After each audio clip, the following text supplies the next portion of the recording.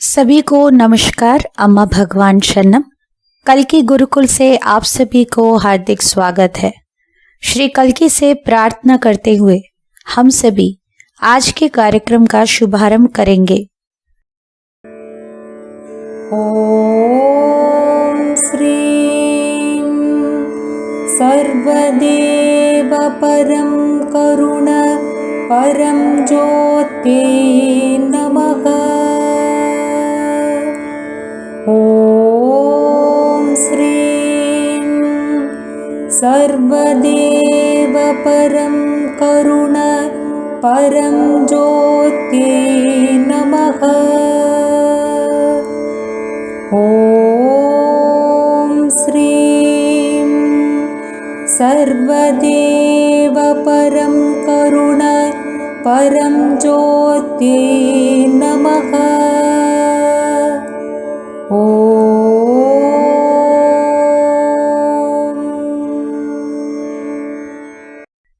धीरे से आंखें खोलिए। श्री अम्मा भगवान कई सालों से आपके इहम एवं परम के लिए अनेकों टीचिंग्स के माध्यम से मार्गदर्शन देते आए हैं। जब ये टीचिंग्स उनके जीवन में वास्तविक अनुभूति बना, कई सारे परिवर्तन उनके इहम में और परम में भक्तों ने अनुभव किया है। इन सभी टीचिंग्स को हम YouTube में कल्कि धर्म वीडियोस के नाम पर पेश किया गया है। चलिए उनमें से आज हम धर्मा 69 में जो भी टीचिंग्स मिला है इसके गहराई में आज हम जाएंगे। प्रत्येक दिन सारे विश्व में श्री कल्कि के द्वारा कई सारे चमत्कार घट रहे हैं। चमत्कार प्राकृतिक सिद्धांत का विरुद्धाचरण नहीं करते, वो उच्च सिद्धांतों के अनुयायी होते हैं। चमत्कार के उद्देश्य है हमारे मन के चंगुल से हमें मुक्त करना। हल्दी कुमकुम इस भक्त के घर में ऐसे प्रत्यक्ष हुआ है। अभी ये चमत्कार आप यहाँ देख सकते हैं।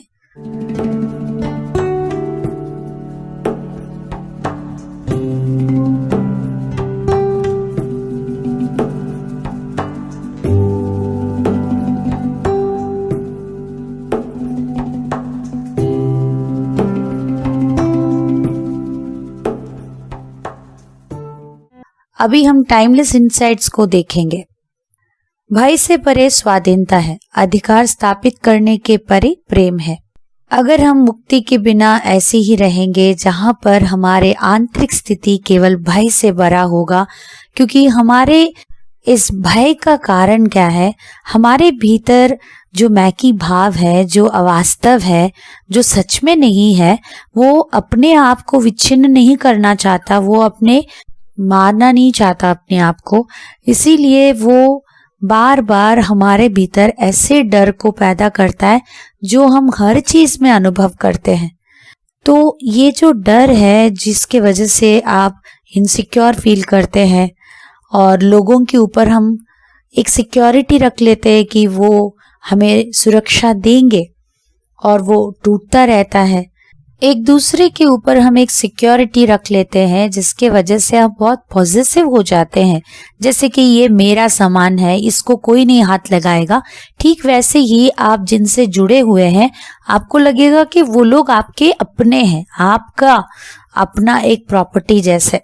क्योंकि ये मैं की भाव को एक आइडेंटिटी चाहिए, वो सभी को अपना बोलकर उनके ऊपर अपना अधिकार चलाना चाहता है। तो बीइंग पॉजिटिव जिसे हम प्रेम सोचते हैं वो प्रेम नहीं है।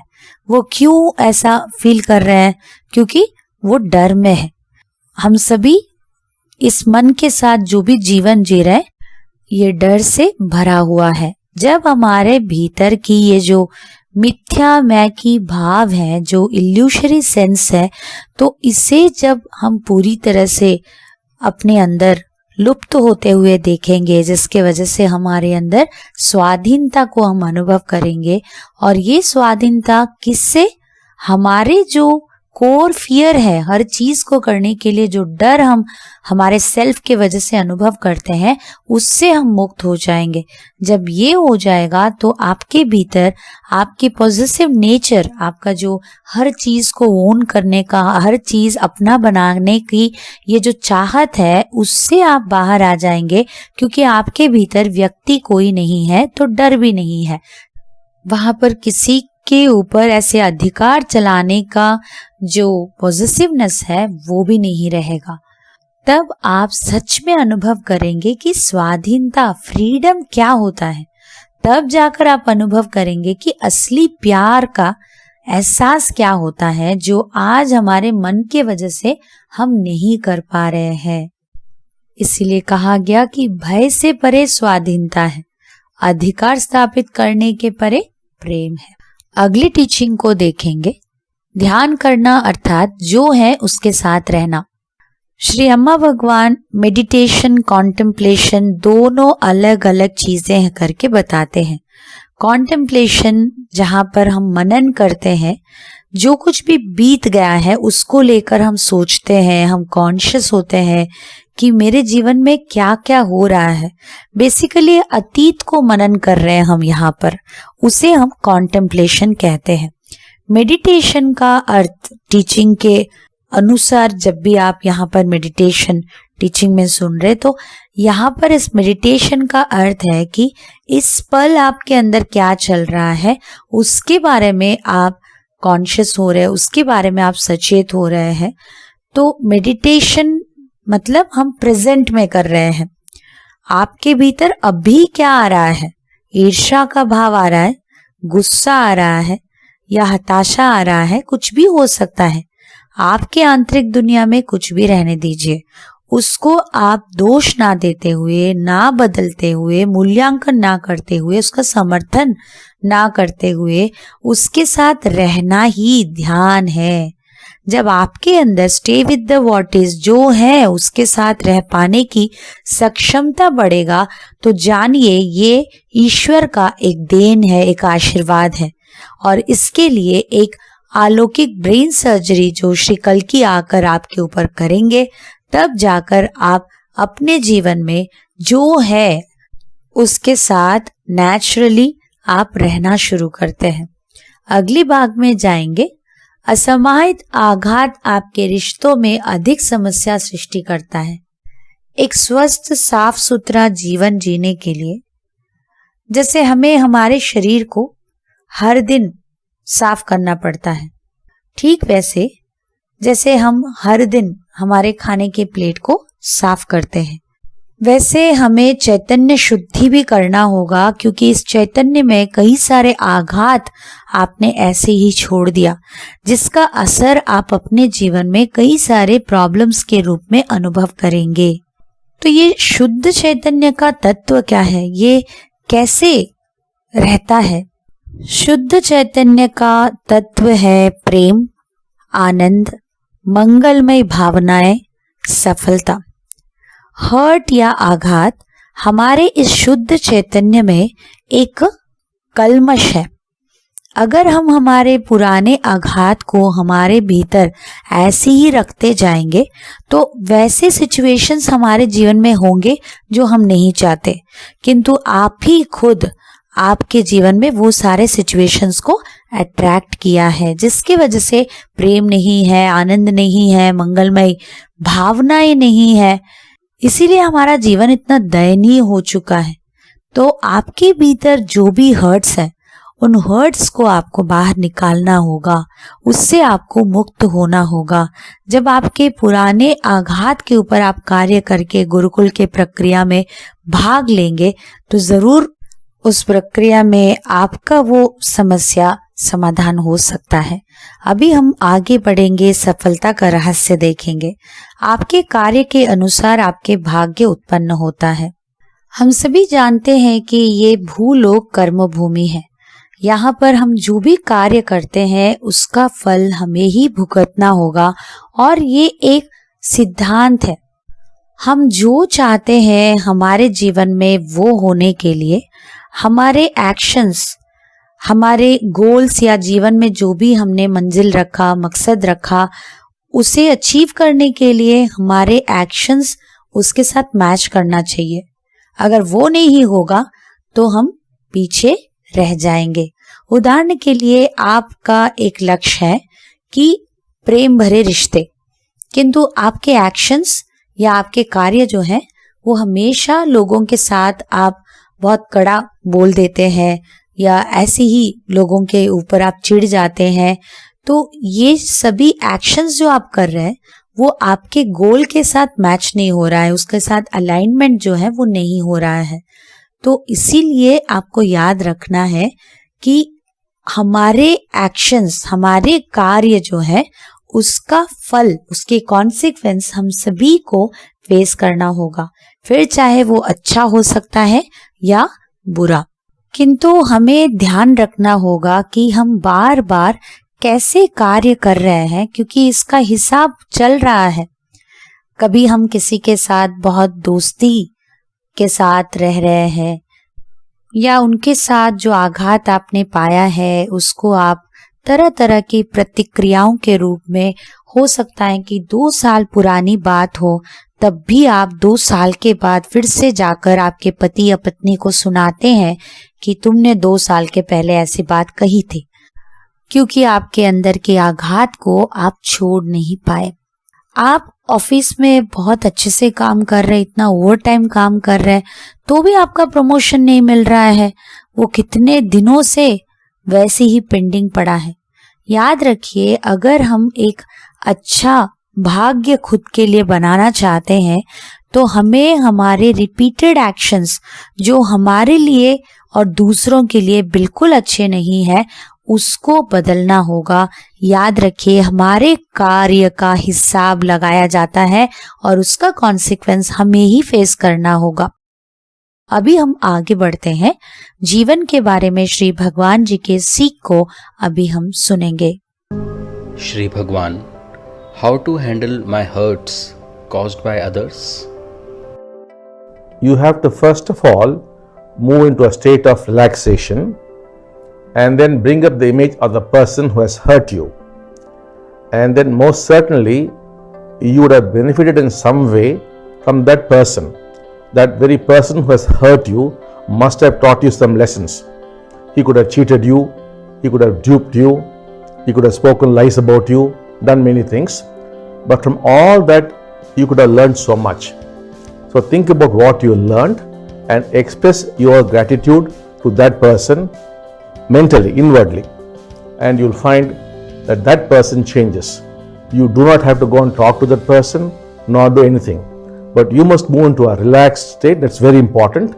Hold that picture, make all the points where you have learned from the other person, from all the bad things he did, what all you have learned. For that you must express gratitude to him, the image of him, and you would find that that individual automatically changes. प्रश्न, श्री भगवान, दूसरे मुझे जो आघात दे रहे हैं उसका मैं क्या करूं? श्री भगवान जी ने उत्तर दिया, पहले आप आराम स्थिति में जाएं, उस व्यक्ति के छवि को अपने मन में लाएं। उस व्यक्ति से आप किसी भी प्रकार से उपकृत हुए होंगे। आपको आघात दिए हुए व्यक्ति निश्चय ही कोई शिक्षा आपको दिए होंगे। वो आपको धोखा दिए होंगे, आपको ठगे गए होंगे, आपके विषय में झूठ बोला होगा, वो आपके साथ कुछ भी किए होंगे, किंतु इन सभी से आप बहुत कुछ शिक्षा लाभ किए होंगे। इसीलिए जो भी शिक्षा से आपको लाभ हुआ है उसके बारे में सोचते हुए मानसिक रूप से आंतरिक रूप में कृतज्ञता व्यक्त कीजिए। उनके अंदर परिवर्तन आप देख सकते हैं। आप उनके पास जाने की जरूरत नहीं है, आपको उनसे बात करने की भी आवश्यकता नहीं है। आपको एक आराम स्थिति में जाना होगा जो बहुत ही महत्वपूर्ण है। उनको मन में लाएं, उन्होंने जो भी आपके साथ खराब किया है उससे आपने क्या सीखा है, आप मनन कीजिए। वो व्यक्ति का अपने आप परिवर्तित हो जाना आप देख सकते हैं। अभी हम श्री कल्की के चमत्कार देखेंगे। নমস্কার, শ্রী আম্মা ভগবান শরণম। এখন আমরা শ্রী কল্কির চমৎকার শুনব। আমি তামিলনাড়ুর কোয়েম্বাটুর থেকে জয়লক্ষ্মী রামকৃষ্ণন বলছি। 1998 সালে আমার স্বামী মোটর বাইকে চেপে বাড়ি ফেরার পথে ভয়ঙ্কর পথ দুর্ঘটনায় পড়েন। তার ডান পায়ে অসংখ্য আঘাত লাগে এবং উরুর হাড় গুরুতরভাবে ক্ষতিগ্রস্ত হয়। বড় অপারেশন করে সেখানে চিকিৎসকেরা প্লেট বসান। অপারেশনের বহুদিন পরেও তার পায়ের ক্ষতস্থানে সংক্রমণ না কমায় আমরা উদ্বিগ্ন হয়ে পড়েছিলাম। 48 দিনেরও বেশি তাকে হাসপাতালে চিকিৎসাধীন থাকতে হয়। শ্রী কল্কির কাছে তার সম্পূর্ণ নিরাময় কামনা করে আমরা প্রার্থনা জানাতে থাকি। অন্তর্যামী শ্রী আম্মা ভগবানের মার্গদর্শন অনুসারে আমরা অন্য একজন অস্থি বিশেষজ্ঞর কাছে গিয়ে জানতে পারি যে উরুতে বসানো প্লেটটিতেই সংক্রমণ ঘটেছে এবং অবিলম্বে অপারেশন করে সেটি বের করে ফেলা দরকার, নয়তো সংক্রমণ ভয়াবহ রূপ নেবে। অথচ প্লেটটি না থাকলে হাড় জোড়াও লাগবে না। এই পরিস্থিতিতেও ডাক্তার আমার স্বামীকে অফিসের কাজে যোগ দিতে বলেন। অনিচ্ছা সত্ত্বেও আমার স্বামী প্লাস্টার লাগানো অবস্থায় কাজে যোগ দেন। এই দুরূহ সময় শ্রী কল্কি ছিলেন আমাদের একমাত্র অবিলম্বন। ঘটনার এই রকম ধারাবাহিকতায় আমাদের পুরো পরিবার মানসিকভাবে বিপর্যস্ত ছিল। আমার স্বামীর আরোগ্য লাভের জন্য আমরা নিষ্ঠা ভরে শ্রী কল্কির অনুগ্রহ প্রার্থনা করতে থাকি। শ্রী কল্কির অসীম করুণায় আমার স্বামীর পায়ে অপারেশন করে প্লেটটি বের করে ফেলা হয়। খুব বিস্ময়কর ভাবেই এর পরেই তার পায়ের সংক্রমণ একেবারেই সেরে আসে। প্রথম অপারেশনের 9 মাস পরে চিকিৎসকেরা জানান তার পায়ের হাড়ের বৃদ্ধি স্বাভাবিক হয়ে এসেছে এবং চারপাশের মাংসপেশিগুলো যুক্ত হয়ে গেছে। আমাদের এই দীর্ঘ কঠিন লড়াইয়ের দিনগুলোতে আমরা এই ধরনের অনেক রোগীর কথা জানতে পেরেছি যাদের সংক্রমিত অংশ কেটে বাদ দিতে হয়েছে, কেউ বা হাঁটা চলার ক্ষমতা চিরতরে হারিয়েছেন। শ্রী কল্কির অনুগ্রহে আমার স্বামী সুস্থ স্বাভাবিক জীবন ফিরে পেয়েছেন। আমাদের দুঃসময়ের অবসান ঘটানোর জন্য প্রিয় শ্রী কল্কির চরণে হৃদয়ের অন্তঃস্থল থেকে কৃতজ্ঞ চিত্তে প্রণাম নিবেদন করি। जब हम चमत्कारों को दूसरे के साथ बांटते हैं, हमारे जीवन में चमत्कार अधिक होता है। आज हमारे जीवन में ईश्वर की कृपा को पहचानना बहुत आवश्यक है। जो भी अपने जीवन में ईश्वर की कृपा को पहचानते हैं, उनके जीवन में कृपा और भी अधिक बरसने लगता है। तो चलिए अभी हम आगे बढ़ते हैं। आंखें बंद रखते हुए आज आपने जो भी टीचिंग सुना है, एक बार आपके जीवन में आप कौन से टीचिंग का अवलंबन करना जरूरी है, अनुध्यान करें।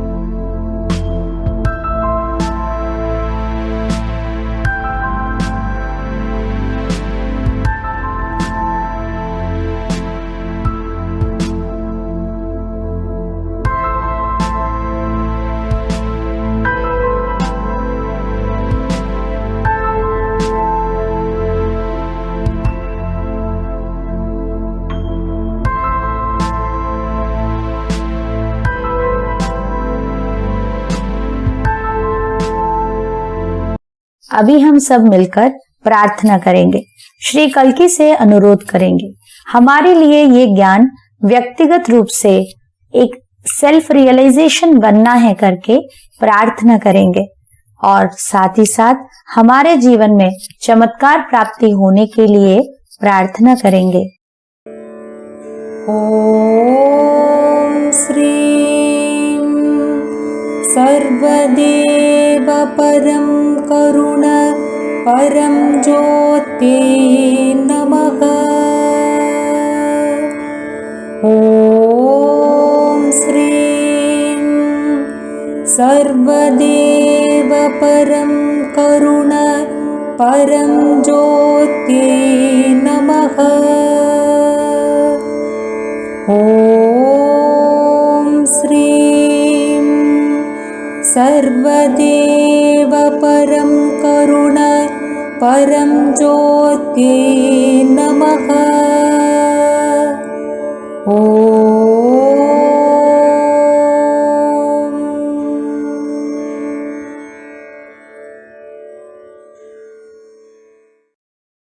चलिए अभी हम भजन संकीर्तन में भाग लेते हुए श्री कल्की के साथ दृढ़ बंधन और उनके कृपा को हमारे जीवन में प्राप्त करने के लिए प्रार्थना करेंगे।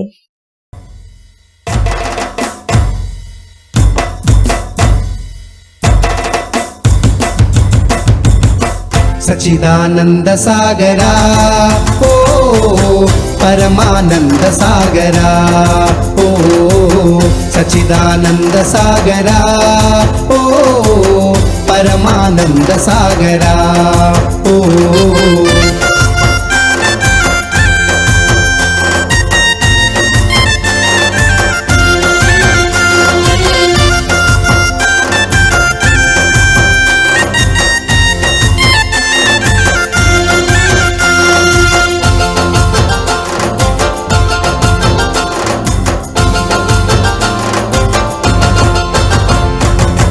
సత్యలోకవాసుడా శ్రీమన్నారాయణ సత్యలోకవాసుడా శ్రీమన్నారాయణ అమ్మతో వచ్చావా దర్శనమిచ్చావా అమ్మతో వచ్చావా దర్శనమిచ్చావా ప్రేమానంద సాగరా ఓ పరమానంద సాగరా ఓ ప్రేమానంద సాగరా ఓ परमानंद सागरा ओ सच्चिदानंद सागरा ओ परमानंद सागरा ओ